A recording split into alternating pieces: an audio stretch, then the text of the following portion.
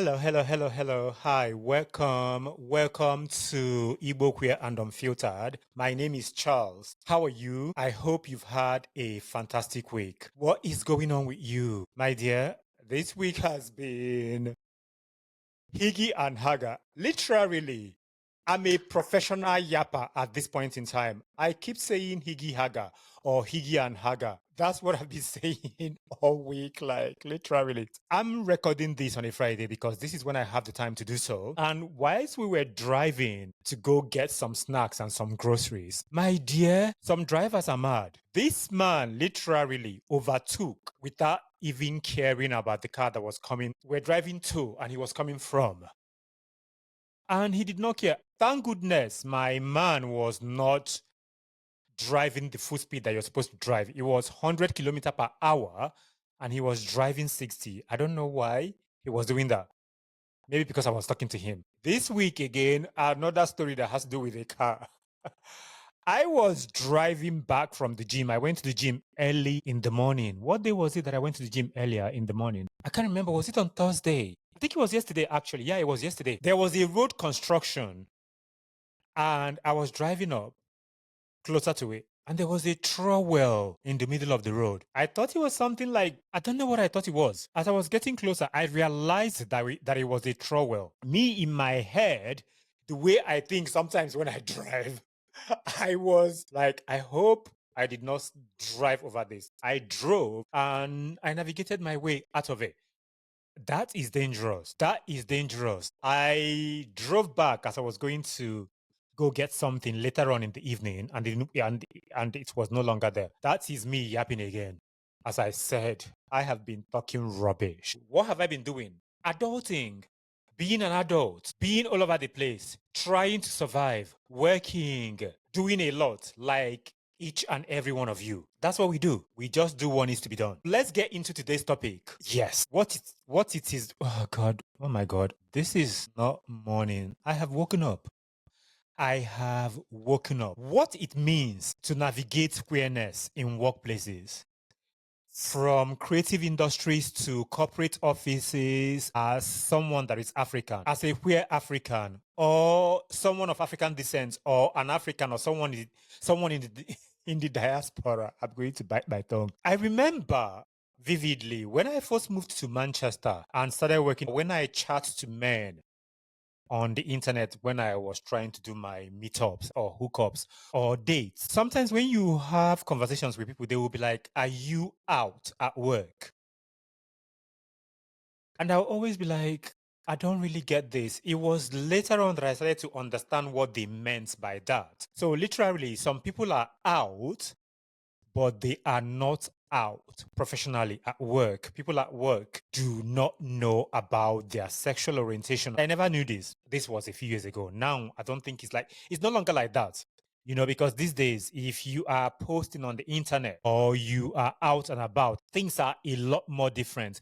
But I will always hear people say this: "Oh, I'm not out at work." For someone like me, who is from Nigeria and African, or people of African descent, or people that are from Africa, it is totally different. You can't even come out. For someone like me, one of my friends insulted me literally that I'm dancing naked. Yes, I'm out.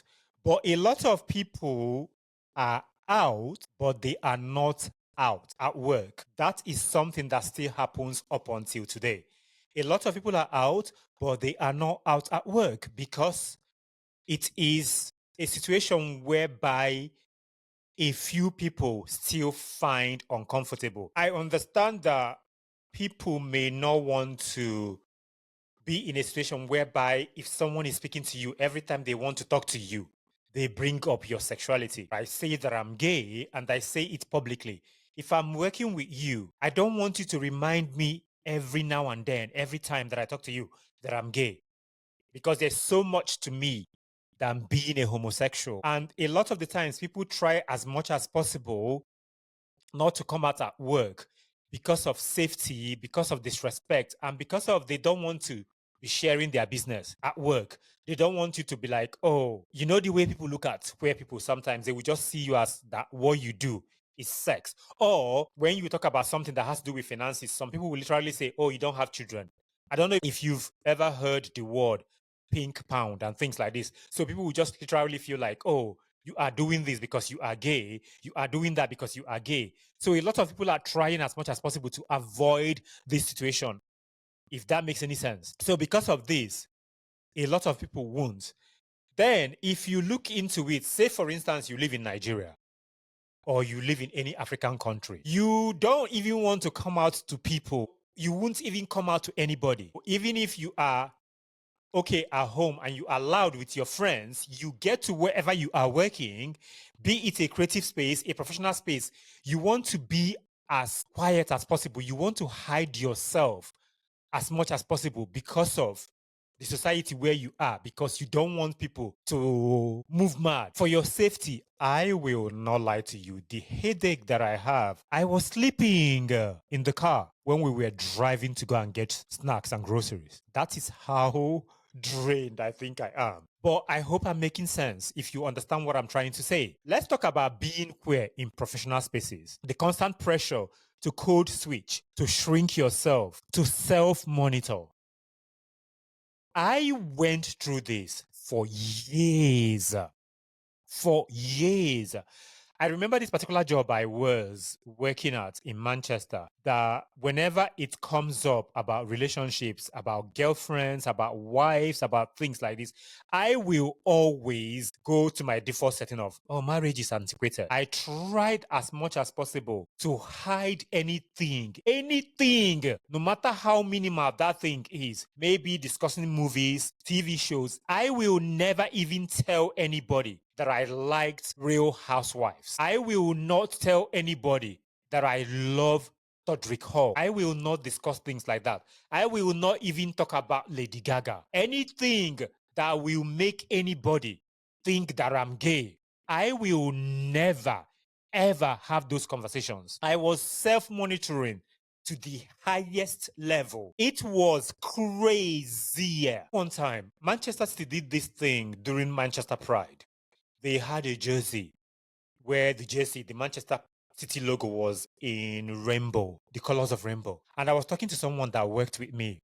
The way I had the conversation, I made sure that they did not look at me with side eye. But the person is gay. Looking back at this, I am so angry at myself, extremely angry at myself, because I don't have anything to lose. The only thing I thought that I was going to lose was my relatives not speaking to me, was me not having certain friends and things like this. Let me tell you, if you are doing something like this, what you are doing to yourself is a disservice. You are not helping yourself, because what you are allowing yourself to happen to you is you allow people to be in your life that are not supposed to be in your life. Those people will be in your life and they will be making you miserable. What that did for me was I wasn't able to make the connections that I was supposed to make. I would have made a deeper connection with this person. Some of these people I still have on my contact. I feel so ashamed to go back to them. Maybe they have seen my video and they know that I'm gay.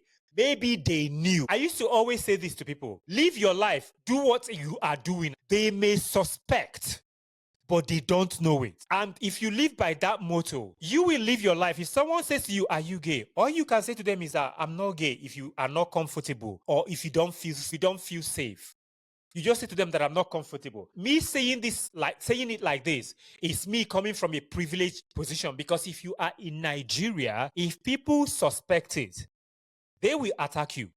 If you are in Ghana, if people suspect it, they will attack you. I'm saying, if you are in a society where you can literally just not care, but not tell anybody, like live by the rule of literally, don't ask, don't tell. Somehow, I got to a point where I wasn't really caring anymore. I remember one time when Fitness First was all over the UK. There was this particular Fitness First on Mosley Street in Manchester. And I went there to work out. I used to work out there. And this guy from Senegal was the first time he ever met me. The first thing he asked me, how is your family? How is your wife? How is your girlfriend? And I said to him, you don't even know me. You haven't really exchanged pleasantries with me. You are asking me something private. Looking back now, that person did not do anything wrong. I know they did not have any boundaries, but it was because of I was carrying the burden of not allowing people to know about me. I was really, really pissed off with them. All I would have done, which I did, was just say, "Oh, I don't have a wife." And that was it. I said that, but I was angry at the same time. And that is a situation I don't want any of you to be in. All you have to do is, "No, I'm not. I'm not." And the anxiety of being too visible or not visible enough as well can be a problem. Sometimes you get anxious about it. You'll be like, "Do they know that I'm gay? Do you think they know? Maybe they do. What will happen to me?" Then you become agitated. You become worried. I had a particular situation one time with a friend of mine. He had gone to a gay bar like I did one time, and he was really, really anxious because he said to me, "Oh, somebody came in there, peeped, and then walked away." And he was thinking that that person may know him, yada, yada, yada. And I'm like, I just said to him, "No, it doesn't really matter if they do." And I was going through the same thing. Oh, boy. He did not know that what I was going through was worse than what he was going through. I swear. All of this stems from our upbringing. This is why, in this my age, in this era of my life, the person that I am now, I don't subscribe to a lot of nonsense. When I mean nonsense, I don't want to be around people who will make me feel like shit. I don't want to be around you if you are going to tell me that who I am is useless, that who I am is a taboo. And I try as much as possible now not to worry about all of these things. Of course, when you are trying to navigate this life as someone that is gay, the way society and life is unkind to us, you always carry some form of anxiety. You always carry some form of it, depending on where you live, because I'm not in an environment where I feel unsafe. So being visible or not visible is not really a problem for me. But can you imagine being a young queer person in Ghana, in Cameroon, in Nigeria, in Uganda, with no money, no financial support, no help? Do you understand what that feels like? Do you understand the anxiety, the wahala, the trouble that people go through? That is something that I think about almost every day, especially when I have my down moments, because life is full of ups and downs. We are not always all smiley and all happy all the time. Sometimes it can literally be something very little or something that somebody said about their struggles will make me go through this thing where I start to think, I start to dissect things, I start to say to myself, what do we do? How are we going to help? And I am only an individual. It's just only me. I can only do as much as I can do, which is try my best. And that is what I'm doing to the best of my ability. So I totally understand. I am going on a tangent here, but you know what I mean. Stay with me. Because this life is not kind to us. Safety, professionalism, and respectability politics in Africa and diasporic work culture. This is why I will never want to be in a situation where I want to work for someone that is African or a person of African descent that is extremely religious. When I mean extremely religious, I mean those types of people who are fanatical, you know, the ones who are not in touch with reality, the ones who, if you are around them, everything is God condemns this. God said you are a sinner. I don't want to be in that environment because my safety is of importance to me. When I mean safety, I know I'm not going to be attacked physically, but I mean like emotional safety. I want to be respected. I want you to be professional towards me because whether we like it or not, the way some of these people move with religion, everything is political these days. Everything is political. One time I went to a meeting my village people had in London. My brother forced me. Every time he would be like, "Why are you not always wanting to come with us?" Blah, blah, blah, blah. So I went. Once I come into that environment, because of the way I moved, the way I carried myself, Some of them were saying certain things to my brother that I did not like, but you know what those things mean. Like, oh, why is your brother acting like he is an Oyibo person? Why is he behaving like he doesn't belong to us? Things like this. Some people said this. And I keep saying to myself, what is the common denominator here? I realized what was going on because I wasn't playing to the rules. I wasn't conforming. And in that space, because I don't know you, despite the fact that we are from the same village, we need to get to know each other. So I have to be careful. I was careful. I was respectful. I was professional. But at the same time, I know where I am and I know the way some of you move and I know the things that some of you will do. Because of that, I was trying as much as possible because I shielded myself. I did not want to get to be open to them for them to know me because them knowing me means them knowing about my sexuality. There is a lot of things that I lost because of this, because I was avoiding not going to people like that to provide any form of assistance to me. Today, it is a different story because I am out. You know that I'm gay. The part of me that doesn't want people to know that I'm gay is no longer there.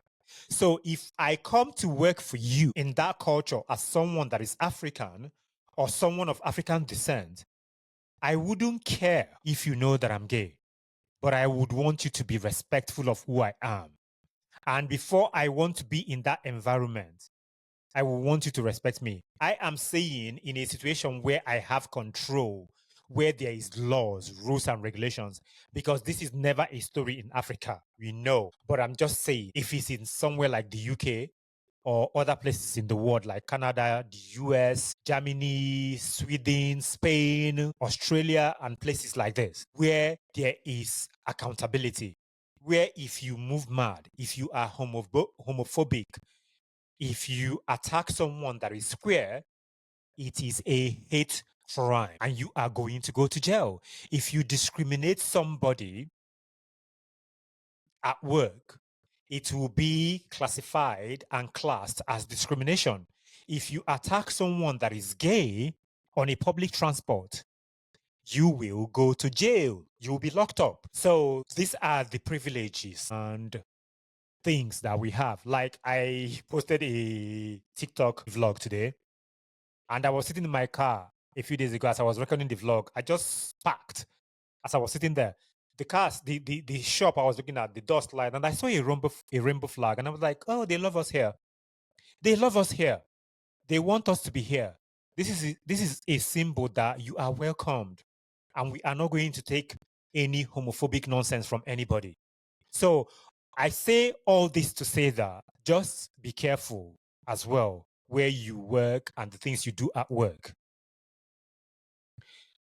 Workplace microaggressions. There is so many ways queerness gets dismissed, joked about, and sometimes even erased. People deny that you exist. When you work in certain places, when people know that you are gay, they will joke with you anyhow. One time I was listening to LBC, they were talking about sexual abuse and workplace behavior and things like this.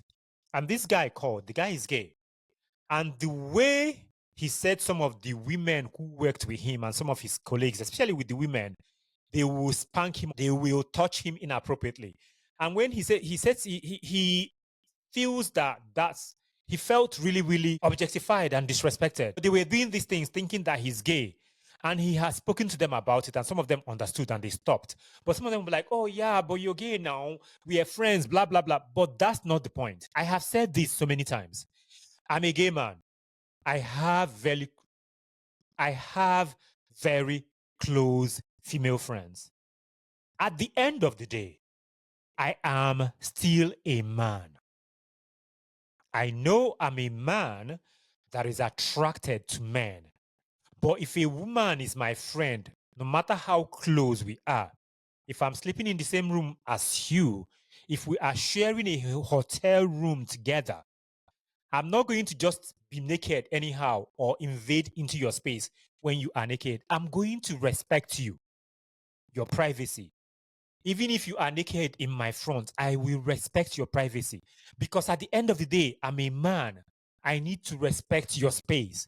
I'm not going to just be flinging my bell everywhere, exposing myself everywhere to you, or touch you inappropriately. We can play, but I'm not just going to come and touch your breast or touch your ass, touch you anyhow. That is not right. I'm not going to joke with you sexually in a disrespectful way. And sometimes this happens where people will dismiss you, they will talk about you, they will say certain things to you that are so weird. They will say things about gay people that are disrespectful. And when you pull them up on it, they'll be like, but I don't mean it. There is so many ways you can get microaggression from people. And sometimes when they do these things, they don't know that they are in the wrong. I always will pull people up on things and tell you, oh, this is not okay. In most cases, people with common sense will totally understand. They will be like, oh, I'm so sorry. I did not know that this is wrong. I'm so sorry. If that made you feel uncomfortable, I'm sorry. They will apologize and move on and everything will be fine. So these are the things that we face. Okay? Sometimes we deal with co-workers who will tiptoe around queerness. They will not even talk to you about it. They will just act like you are not there. They will not want to have the conversations because they feel like it's not their place. In some cases, that is a passive aggressive behavior of someone that has some reservations. So they don't like who you are. They don't believe that people should be gay. They will pretend that they don't want to talk about it. It's nothing to talk about. Those are the worst type of people. Those are the worst type of people who will pretend that, oh, we don't talk about it here. There is no need to talk about it. Why do we need to talk about it? It doesn't matter. And they will not even acknowledge you. They will not look you in the eye. They will not have any conversations with you. It is wild. I have come across things like this so many freaking times. And all I do is I just move on and live my life, and I will pay them dust. There is a lot of emotional labor when it comes to educating or defending your identity, be it on the internet, be it at work, be it generally. I do this on TikTok every fucking day. You are always trying to explain to people, even people who know. They will be like, oh, but explain to me. They have already made up their mind. They will say, oh, explain this to me. Explain to me. I want you to explain it to me. I don't understand it. Explain. It's not like this. There's a guy I disconnected the day before yesterday because it was like I was going round and round and round in circles, sir. And we will circle back to the same thing every time. And I just him, no, I can't. I'm done. I disconnected him. And this is something people should understand. It is emotional and draining to do sometimes. Because some of these people are just obtuse. They are obtuse, I swear. I don't know. Am I a creative? Where creativity where creativity and labor. What does it mean to pour queerness into your work? What does it mean? I don't know. I don't know. I have thought about this so many times. That's why I'm mentioning it today. It is part of who we are. That's why I incorporate who I am into whatever I'm doing. Even if I don't say, if I don't tell you, I'm not going to hide my identity, be it at work, be it amongst friendship, amongst anybody, or in whatever I'm doing. So there's always going to be a bit of me that will make you think, oh, maybe he's gay. Because I've passed that point in my life where I want to pretend. So if I'm working, I won't tell you, but I'm not going to not dress the way I want to dress. Even if I wear a suit, I will wear a suit that fits me, that is professional, but you will always know that I'm who I am. We need to learn how to protect our joy, our ideas, our softness in situations where you can be extracted, where you can be used, taken advantage of. That is something that you need to have in mind. It is hard to be who we are. It is difficult. That is why you find out that there's a lot of people who are queer who will never come out because nobody wants to be disrespected. Nobody wants to be insulted. It is not a good thing. It can be draining and disappointing. But when you have gotten to the point in life where you feel like, I don't fucking care, you will live your life. And I'm living my life. I was thinking about this yesterday on TikTok Live when I was talking to this individual that was so disrespectful. All I kept thinking about is about boundaries, balance, and burnout. And I realized that is something that I do okay in. I do okay, but I'm not great at it. Because sometimes, even when you create boundaries and you have balance and you're doing all of these things, there's other things that happens to you as a human being. And because of this, I have said to myself that it's important for we as queer people to know when to speak up and when silence is self-preservation. You need to know when your silence is for you, that you are preserving your energy. You are preserving your peace. You are just taking care of you. You are being kind to yourself. Because let me tell you, if you are going up and down, up and down, up and down, up and down, up and down with some of these people who are wayward, it will sap all of the energy you have. That is why sometimes when people are arguing and they are telling me yada yada yada, talking all of the nonsense, I'll be like, oh, you're right. You are right. I want to preserve my peace of mind. If you are in a place of work where you feel like things are too much, it is important as a queer person to build support system within, build your support systems within and outside of work. Build your support systems within and outside of work. Try as much as possible to reclaim your time when you've overworked. I used to have this particular job where I will do overtime and then I didn't realize that I was supposed to be claiming my time back. And later I spoke to them. Then I realized that, oh my God, these people are taking the piss. They think we are fools. So reclaim your time, get your time, do what needs to be done. Rest. Even when you are expected to be overperforming, let me tell you, some of these companies, if anything happens to you today, they will employ somebody else. Rest. Take your time. If you are expected to overperform, there should be some form of compensation then. I'm just saying, make the time to take care of yourself. You know what I was saying to a friend of mine the other day? I said that I think that we as queer people haven't really thought about how we need to redefine professionalism. And he was like, what are you saying? I said, I don't know what I'm saying, but I'm just saying that you need to just say to people that I'm gay at work or not say that I'm gay at work. But I was just saying that we need to learn how to be professional at work in everything that we are doing. We need to redefine it for ourselves. What does professionalism mean to you as a queer person?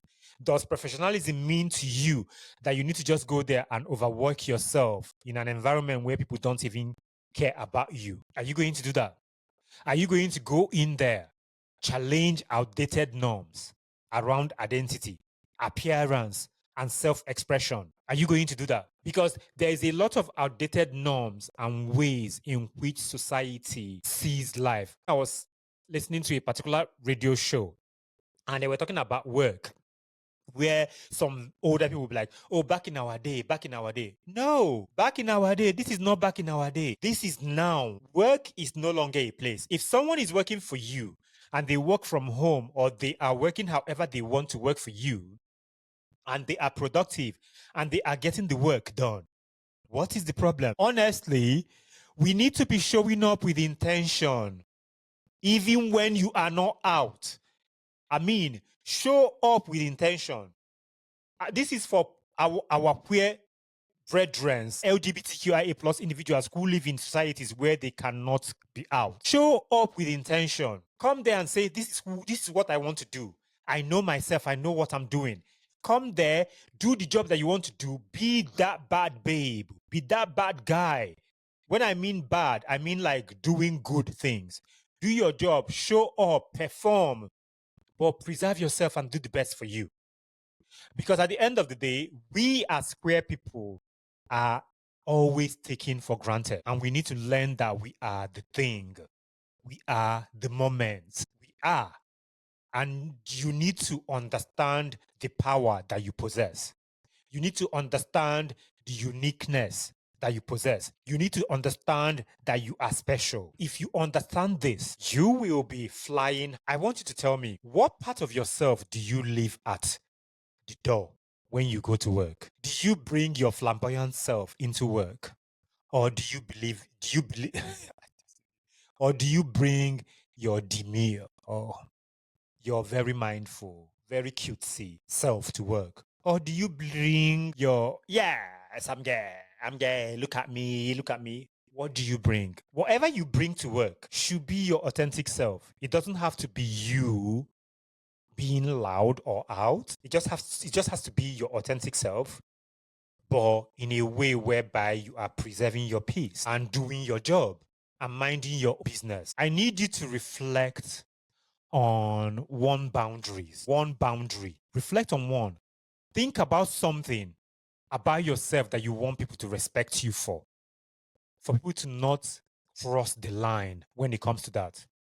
Think of one affirmation or practice, oh God, or practice that helps you stay whole whilst while navigating work, not only work, life in general. As I said, and I will continue to say this, always let people know that you have boundaries. Always affirm yourself. Because in most cases, nobody's going to affirm you. So affirmation, affirmation, affirmation. Because this life is ups and downs. I do this for myself where I'll be like, I'm that person. I'm amazing. I'm wonderful. And that is the truth because I am. Thank you so much for being here with me today. If you want to write into the podcast, you can write to info@myownKindofRunway.com. Make sure to follow me on Instagram, TikTok, YouTube, Facebook. I am my own kind of runway on every platform. I have been Charles, and this has been Igbo Queer and Unfiltered podcast. I shall see you in the next episode. Continue to be wonderful.